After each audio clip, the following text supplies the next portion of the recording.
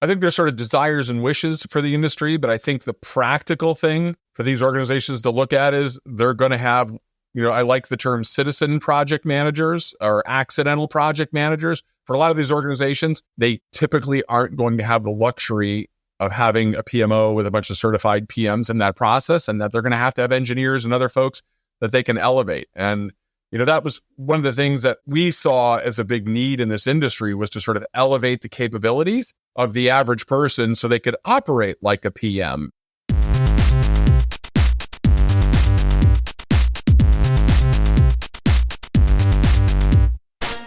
Welcome to Evolved Radio, where we explore the evolution of business and technology. I'm your host, Todd Kane. This episode is brought to you by Evolved Management Training Courses, a whole series of courses built specifically for your MSP training needs. There's a Project Management for MSPs course, an MSP Service Manager Bootcamp, MSP Security Fundamentals, and an IT Documentation Done Right course. Check out the full suite of courses at training.evolvedmgmt.com or look for a link in the show notes. Welcome to another episode of the Evolved Radio podcast. In today's episode, I'm joined by Mike Psenka, CEO and founder of Moovila, to delve into the world of project management, in particular in the managed service space. If you've ever wondered why projects just can't seem to be delivered on time and how you can make your project delivery process better, you're going to love this one. We discuss the importance of understanding dependencies, critical path, and how technology can streamline the project management process. Mike also shares his insights on APMM, which is Autonomous Project Monitoring and Management, and its innovative features. Whether you work in a smaller MSP or a larger organization with a PMO, there's valuable advice here for all. So join us as we explore the secrets, strategies, and challenges of managing projects in an ever-evolving world of IT. Let's get started. Mike, welcome to the Evolved Radio podcast. Thanks for having me. So this is a topic that I love. Going to get into some juicy details, I'm sure, here. Today we're talking project management, and especially project management in the MSP space. A bit of background just to kick off. I know you're extremely passionate about this space like I am. So how did you get so passionate about projects, Mike? Yeah, well, I think that the thing that really kind of got me interested was, maybe even starting this journey over a decade ago, was why still, project management is a really mature thing. It's been around a really long time, and the product category has been around a long time. Why is it that in any industry, people still get surprised by delays, project problems, and issues? And that sort of fascinated me to say, well, what's at the root? There's got to be a root cause that we're just kind of getting wrong. And there were a couple things that came up. One of those was a statistical issue that a lot of people hear me talk about, like the birthday paradox, right? You have 20, people suck at probability. If you have 23 people in a room, there's a 50% chance that two of those people share the same birthday.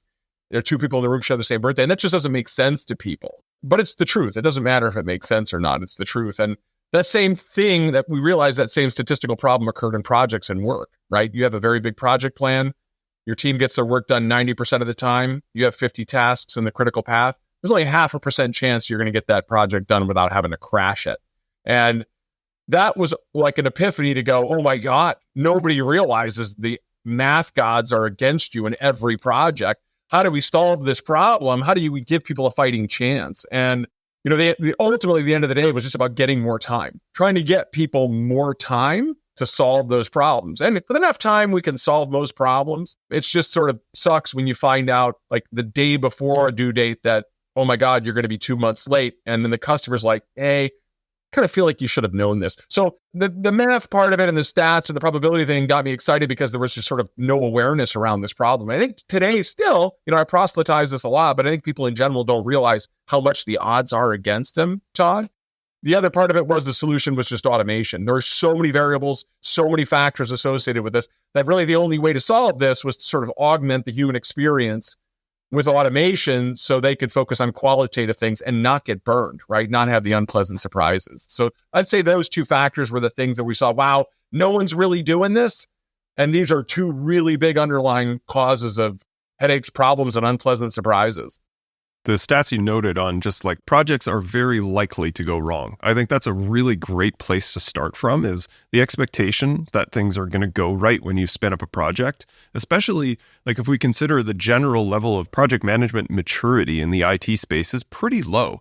But like I saw some really horrible stats that said like globally on IT. So we're talking like ERP implementation, software development. I think it's something to relative to like 11% of projects in the IT space are actually on time and on budget, which is a really damning stat, right? Like we're just not good at this because generally what we do is complex, but it's also sort of buffeted by that idea of, I mean, we're not building hospitals and bridges, and no one's reasonably going to die if our projects don't go well. But you're very likely to start losing clients if you don't do it. So I think that sort of gets to the space of like the general project maturity is kind of low across the board. And I suppose both of us are a bit on a mission to help people come up to at least to sort of that baseline level of maturity, right?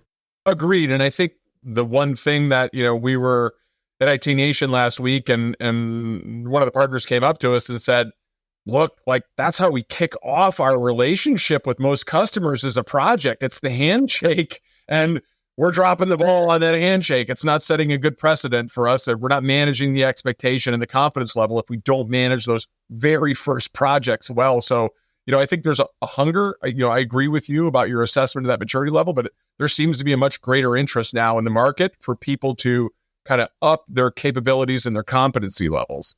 Okay, so there's a couple of things that I think are really, really crucial here, like just kind of helping people on what should they be considering in order to increase their baseline level of maturity. And I think like I noted, being a bit programmatic and proactive about the planning around projects, I think is really crucial. And this is a step that unfortunately just gets skipped past. There's sort of a lack of planning and a lack of time spent to spin up a project well. People just sort of throw themselves into it, apply some resources, and we'll figure this out as we go. I mean, if projects are complex enough to begin with, that's going to be sort of a bad outcome. So I think that planning piece. And then the other part is just bad data, like bad data management. The ticket data, we're getting a little better at cleaning up, but visibility around projects, tasks, completion dates, resources applied, how long this stuff is going to take. A lot of that stuff either doesn't exist or is, highly error prone. And I think that doesn't help people, again, to sort of structure themselves for success, to wade well into the project management territory, right? Yeah, I agree with what you're saying completely. And I think one of the bigger issues around this is that all of that bad data ends up contaminating so many other critical information silos and pipelines that exist in their business, right? You have bad project data, you have bad project dates in that process, that ends up contaminating your scheduling, your communication to your customers, you're giving them bad dates. That flows into your profitability analysis, your resource and utilization, your capacity, your hiring forecast. All those things get poisoned when you have bad project data. But I guess rewinding a little to what you said earlier, the industry is much more mature on ticket data, right? They've got that button up, and those tickets are singletons. They're, in many cases, are not relationships. Project plans are structured entities, kind of these living beings that change and move as they go forward. They have a lot of different stakeholders that are involved, and because of that, that data can get damaged very quickly. And if it's not structured or automated, it can become a big problem quickly, like I said. I think there's a growing level of awareness that in the industry that, hey, you're right, our project data is bad, and it's at the root of a lot of the problems that we have. Yeah, it's interesting. I often quote this client that I worked with way back in the day, and we were noting sort of the lower level of maturity of their project delivery. And he said, Todd, honestly, projects are just a means to an end, so I can get people to renew their MSA. And I think that like not that that's sort of something that everyone would vocalize, but I think it's actually kind of a common approach to this. Is like MSPs unfortunately tend to view projects as a bit of a second-class citizen from a revenue standpoint and from a time and attention standpoint. The help desk is so all-consuming. It's like, well, I'll get to projects when I have time, and that's such a fallacy. Like you don't find time in IT. But I think, you're missing a massive opportunity because a lot of the things that we do from a support perspective, there should be good margin on top, but, that's predictable. It's sort of ops, it keeps the lights on, and you should be like really popping your margins by good project delivery with, scalable approaches, good margins built in, predictable resourcing, all of those things. Like you should be able to create a lot more margin for your organization if you're running projects well. And I think that's a sort of a missed opportunity, not only for revenue, because there's some revenue applied there, but generally for good margin. Because if we're able to do these things on time, on budget, then there's a lot more margin available in projects if they're run well, right? Yeah. And the finance components of it are obviously critical to the MSPs, but they are an opportunity for keystone moments in the relationship and building trust. When those projects don't occur, the service can become much more of a commodity because there's less face time, honestly, with the organization and what you're doing. But these projects, and a lot of these projects and process, engage face time and engagement. At the end of the day, this is a relationship business. It is about building trust. And so thinking of the project as a secondary thing is a dangerous move. We saw several people at NextGen and at IT Nation and had a lot of people coming up saying, hey, this is important to me. I lost my second biggest customer. I lost my biggest customer because of a failed project where they were lackadaisical about the project. And then their customer came and said, hey, I'm canceling. And they, oh my God, someone we thought would never cancel in a million years ran over there, talked to them. And they said, well, you guys came in around, and this was maybe they said they canceled around April. They said, oh, you guys came in running a project for us November, December, and it kind of schmutzed and nothing really happened. And you didn't communicate with us and it just kind of languished. And that was enough for me. So, we spent the last 3 months finding a new MSP. And so I'm just telling you, we found them and they lost their biggest customer. And I said, I heard two other similar stories to that. So as you said, neglecting the project can become a very perilous thing, especially with your largest customers, because your ability to execute well on a project builds a level of confidence and trust and relationship with those partners. Yeah, I strongly agree. I've started to see this more than I have historically, right? Like your anecdote about people losing clients on projects is the same thing that I'm seeing. And, traditionally we would see IT service companies lose clients based on service delivery or account management, and project delivery was not necessarily one of the areas that tended to come up, but that's actually what I'm seeing more and more. And you're right, like the commoditization of the support services, like I expect you to be able to close my tickets. Like that's a base expectation. Protect my data, support my users, and keep the bad guys out of my environment. Those sort of base expectations. And, how do you differentiate if you're not actually able to deliver well on projects? And as you noted, I think probably the biggest piece of this is simply communication. Like it's incredible that like how complicated the things that we do, and those things are generally kind of fine. It's not like you totally screwed up a project and broke a bunch of things and that's why they're upset. It's that, like you said, like the customer was in the dark. It's like, is this project or done?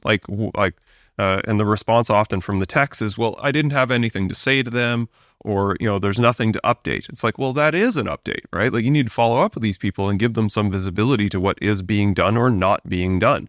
So I think that communication piece is absolutely crucial. I'm sure you'd agree on communication, being a lacking part, but, certainly one of those areas that people need to be better at. Yeah, no, there's no question. And once again, you're setting expectation with those communications, right? You're building trust and setting expectations. I think, going back to the first part of what we were talking about and saying, look, at the end of the day, you're going to have problems in this project. That is the certainty that that's going to occur. And so if you know that ahead of time, if you're communicating early to a customer, they're going to understand, hey, in 2 months, we think we're going to have a delay, or in a month, we're going to have a delay because of these reasons. They appreciate that early foresight. And in our experience and the people we've talked to, generally, when people are informed early and often and accurately, that trust is there, even if things go sideways. It's well, wait a minute. I feel like you should have known this. Why are you just telling me this now? And it's that unpleasant surprise that damages trust. And they go, well, if you're dropping the ball on this project, am I sure that you've got all my endpoints covered? Like what else might we be missing here? That it undermines that level of trust and security that's so essential, I think, in this industry. Yeah, I really agree. Yeah, and you're right. Like trust is built by relationship. So you noted sort of the importance of that relationship muscle, which is facilitated by communication. So I guess, the sort of the getting people up to sort of that base level is spend more time on project organization and planning, and then spend more time on communication. Like those two things, like it'll get you 50% of the way there, right? that'd be really crucial. Anything else like maybe you would add as sort of those base level things that like someone who is like, projects are a bit of a mess, like what should I focus on? Just the real basic mechanics aside from those two. Anything? Well, so I think, if you were to talk about a traditional pragmatic thing, it is all about dependencies, like understanding dependencies and that process and that structure. And ideally, you have a technology that will accommodate smooth and fluent assignment of dependencies in process. And the reason why I say that, and some of the audience may be well-versed in the world of project management, there's something called the critical path in a project. And the critical path is sort of that minimum time required to complete that project. And that can change in your network diagram of all the tasks that you have to execute on. And what ends up happening is when people aren't aware of what that critical path is, they become unaware of when something isn't getting done on time, will it really introduce a delay in this project and ultimate delivery? So, when you think about it, like there are things like, hey, how long do we think this is going to take? And what's it dependent on? Those are a couple of really simple things that are often neglected, but putting those two pieces of information, if the technology can accommodate some automated structure around it, you can start accurately forecasting and understanding where your problems and challenges are.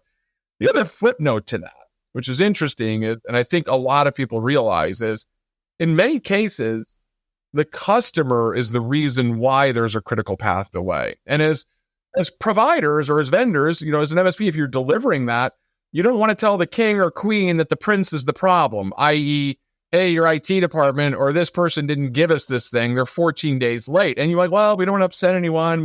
Hey, they're a little late on this. But if you set those dependencies and you know how long it's going to take, in general, for the other tasks, the durations, you can pretty quickly understand that 2-week delay is actually going to delay the whole project 2 weeks. People don't have that sense. They're like, oh, we'll make up for it. No, you won't. You won't, because you had budgeted everything else pretty tightly. You didn't budget this project to lose money. In those 14 days, you're going to keep someone on the beach that you thought was going to be working that you could have redeployed. So once again, this idea of, hey, how long do we think this is going to take? We're going to, 2 hours of work. We'll give them a week to do it. It's going to take 2 hours, but it's dependent on this. Hey, and what's dependent on that thing? You do that changing of logic. You don't have to be a PMP. You don't have to be a big project manager to define those things. But if you could do that and there's automation in place, all of a sudden you can start accurately predicting timelines and communicating accurately to customers and other stakeholders. Yeah, I like this. The simple way that I sort of help people understand the importance of dependencies in projects is the longest bit of work that you have, if you double it, is the risk of delay in the project.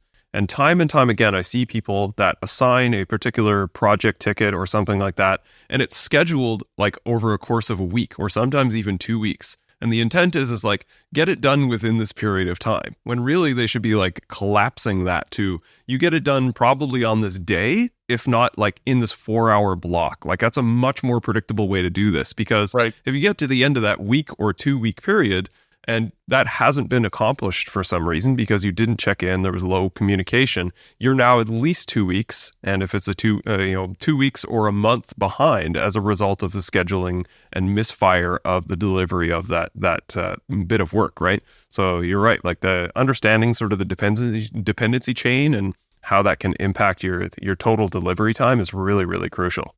One other piece you mentioned here that I think is important for people to understand is, we're not talking about people that are a PMP. If you have a PMP and you're delivering projects in an MSP, fantastic. Like you're very, very well trained. But I have a project management course, and a lot of this I sort of like suggest is the boiled down PMP. Because as I said, we're not building hospitals or bridges, we're installing servers. But the fundamentals of that project management training still applies. I think people get wrong like the complexity and what's required for good enough project management, I would say, in an MSP. So, like, what do you see? You have I have some thoughts on this, but I want to get your opinion on an owner of an MSP. He's sort of been doing projects off the side of his desk. Like, who should that owner, he or she, should think about applying as the first PMP or the first PM that they want to stand up in their organization? How should they think about approaching that?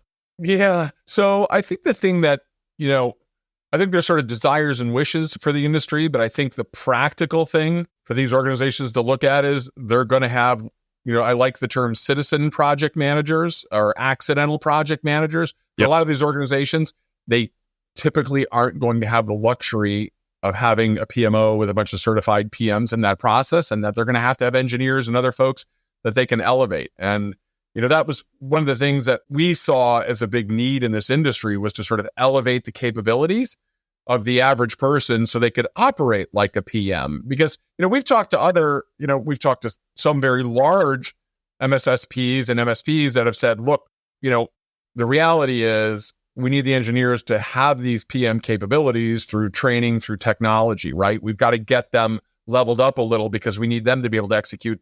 And we also need our PMs to operate at a higher, more efficient level, even if we have those PMs. So at the end of the day, I would say if you in your organization have someone who has a little bandwidth, getting them trained around some project with courses like yours, getting them trained around those basics so they can bring that and kind of train the trainer, right? They can bring that knowledge and information. That's for the smaller MSPs that might not have a PMO, getting at least one of their engineers trained up on that, or the owner trained up on that.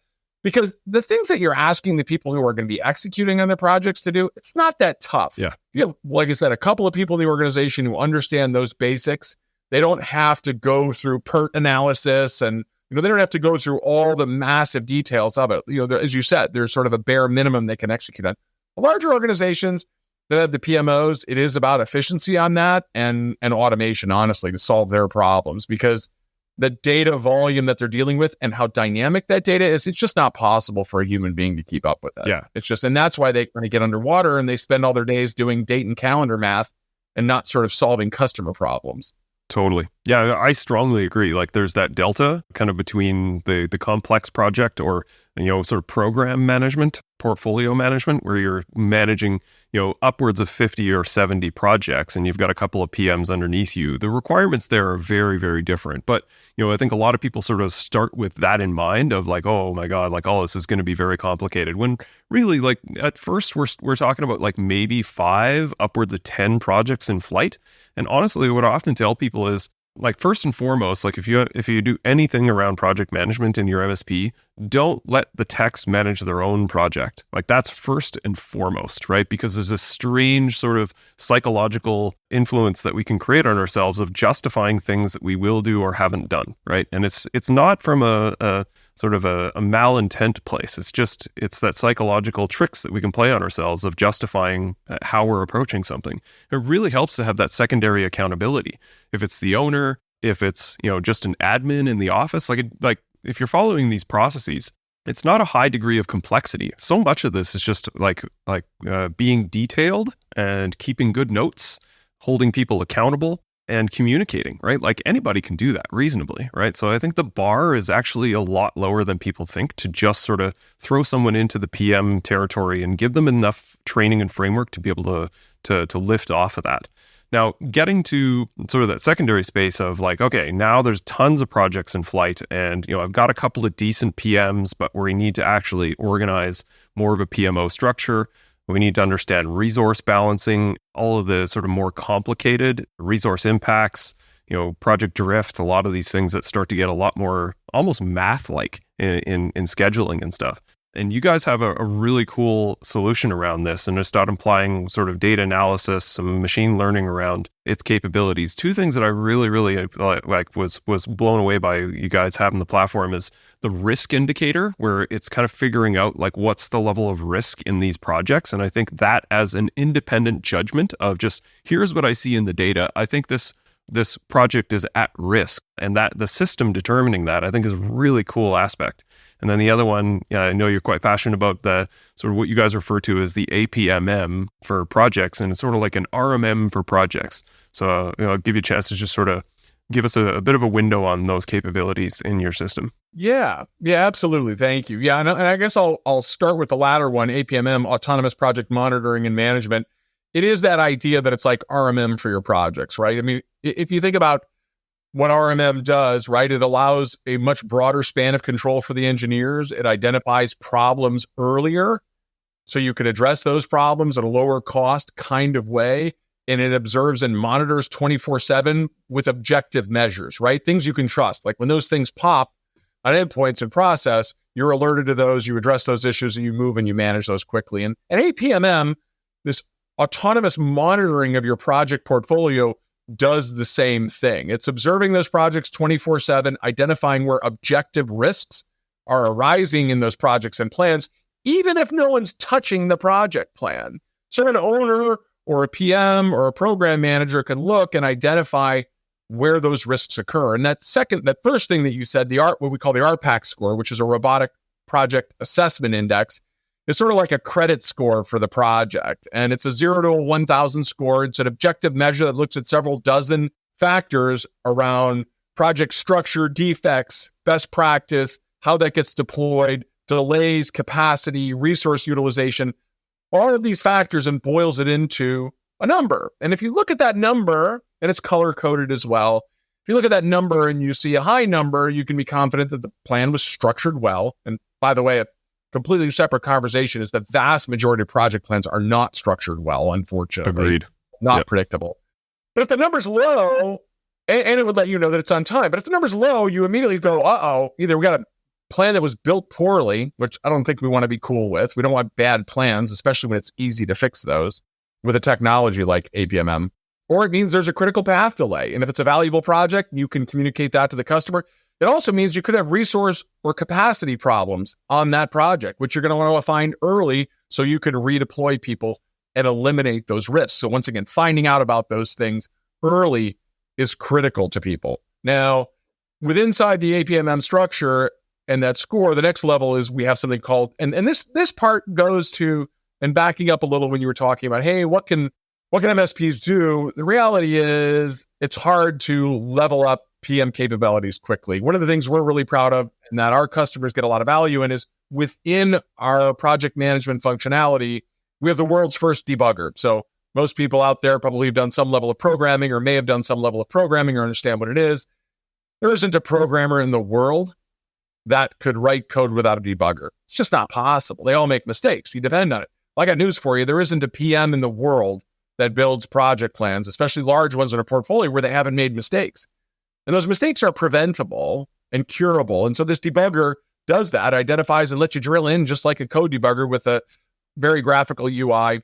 And then lastly, there's an AI agent called Carmen that will guide people like in a wizard, almost like a TurboTax wizard. This is how you fix this. This is how you fix this. And it kind of guides them through in a click way where they can fix and remediate. So it allows a really inexperienced or a non-PM to operate much more like a very experienced PM so they can kind of trust their data. So yeah, we're super excited about bringing that APMM technology into the marketplace because it solves a lot of the pain points that MSPs have around, hey, we don't have the time to mess around with all this stuff. Can't you guys, and that sort of, hey, just automate all these painful math dependency. Just, can you automate all that stuff for me? So when I look at this, I can click a couple buttons and recast the project quickly.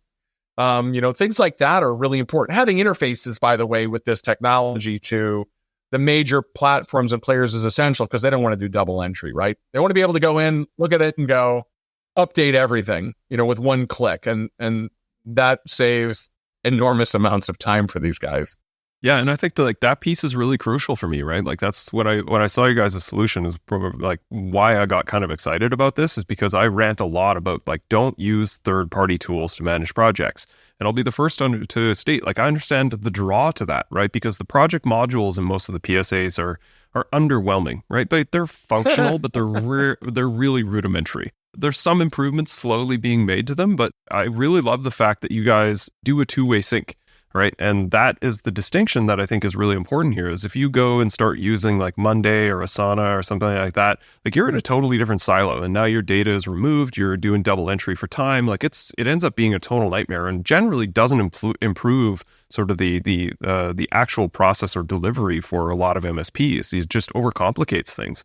So I like the fact that you guys are kind of applying a much more sort of usable and mature skin on top of the existing infrastructure and allowing that two-way sync. With that, one of the things I would ask is just so people are aware of like, okay, so I haven't managed projects that well. My data probably is pretty dirty. Like, am I going to get the value that I think I or hope I could from having Moovila added on top of this? Is there sort of a baseline that needs to be bring their PSA up to and sort of clean things up in order to be able to draw on those functions? No, so that's a great question. I think once the interface is up and the sync occurs, all of that data comes into the platform, and that AI agent that I was telling you about before will guide them through the remediation process. So there is sort of step-by-step guided remediation to let them know you need to do this, you need to do this. And that's a pretty easy process for them to click, fill out. And when they're entering the data, it's like they're entering it into a spreadsheet. It's super simple for them to get those things up to snuff. For a lot of customers as well, the other component of it is templatizing. So there's a lot of template automation in the platform as well. If they have a standard server setup or firewall replacement, they can set those things up very easily and instantiate it. When they have a new project or they have to spin that up, they just click a button, the project gets invoked. They know the resources they have to track and manage on it. And now they're off to the races with kind of that automated management. So that's there's a lot of repeat work that MSPs do. And that sort of automation around the templates and the process and feeding into the systems is another just kind of big time saver. The last little part of it is, our background was business intelligence and analytics. And like I said, for a separate conversation, there is so much critical data about process improvement and margin optimization that exists once you do begin structuring these templates and the projects well. And once you begin executing on it well, you really get a treasure trove of data about how you can be more efficient, improve your margins, and grow your business. Amazing. As we talked about, it's an area of low maturity, and I don't think it really needs to be, right? So, Right. As I said, I'm excited about what you guys are doing. I think it'll be incredibly valuable for a lot of people just to start to put a bit of more focus on this and then be able to really skill forward and apply a lot of these modern techniques to project management in the same way that they're trying to automate and enable and minimize sort of the wasted labor effort in the support side of things. They can start to apply this to projects as well. So awesome stuff, Mike. Really appreciate your time. Yeah. Thanks so much, Todd. Really appreciate it. Thanks for having me on. Part of the MSP Radio Network.